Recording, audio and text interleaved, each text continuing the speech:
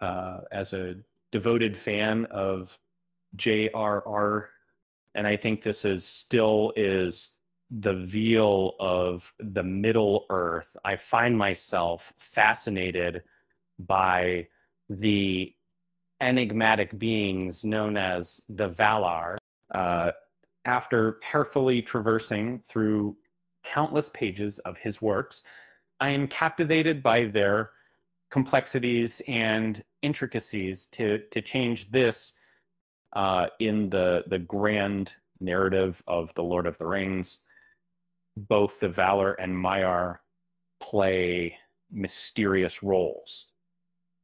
However, their distinct characteristics are elaborated upon in the Silmarillion by J.R.R.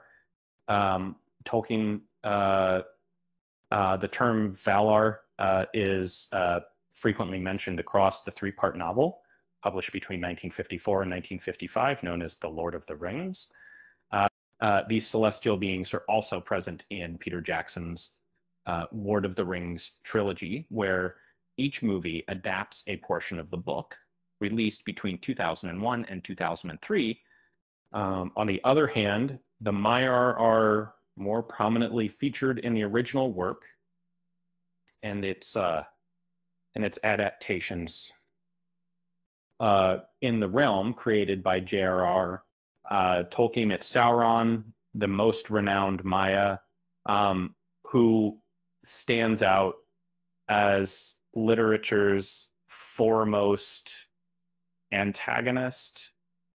Many casual fans might not be aware that Gandalf is also Maya dispatched by the Valar to Middle-earth with the missions of counteracting Sauron. The Valar and Maiar are different only in power and status. The Valar, which are among the most powerful beings known as Ainur, along with many other Ainur called Maiar, originated from the same species and were all created by Eru Ilúvatar, the spirit being's first song, the Ainu Líndala, a song that depicted the creation of the universe called A, and most of its history. It is also mentioned in the Silmarillion that some Maiar are nearly as powerful as the Valar. As a dedicated movie critic, I find myself compelled to shed light on a captivating aspect of J.R.R. Tolkien's epic Lord of the Rings. And in this vast and intricate universe, it's important to understand the origin and actions of the enigmatic character Melkor, who later came to be known as Morgoth. The Valar are more powerful and important than the Maiar. As a fervent admirer, I'd like to share my understanding of these extraordinary beings known as the Valar.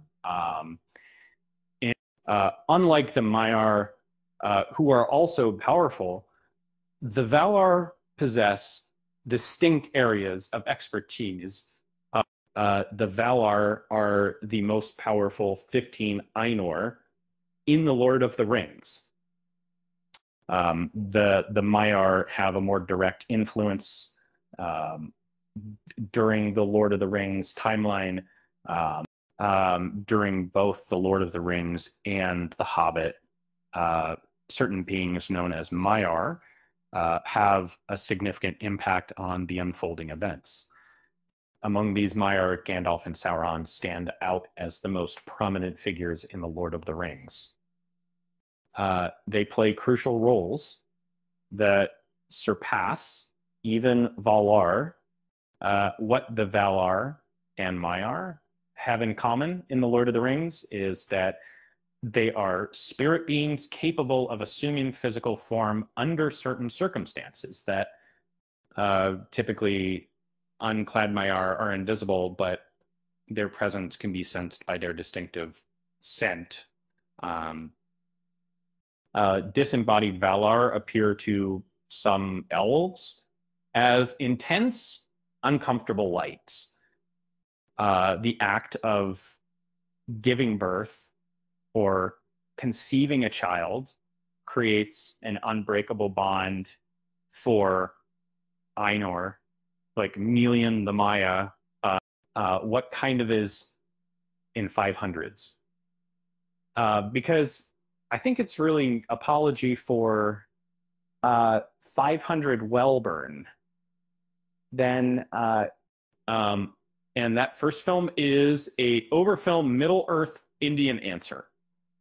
The Valar and Maiar, as powerful figures, played various roles in Middle Earth's history. They were responsible for shaping the world, and their influence and expertise spanned across different domains. For the Valar, their visit was more in the background as rulers of their respective realms, such as Manwë, who was the sovereign of the skies, and Ulmo, the Vala of water's depths.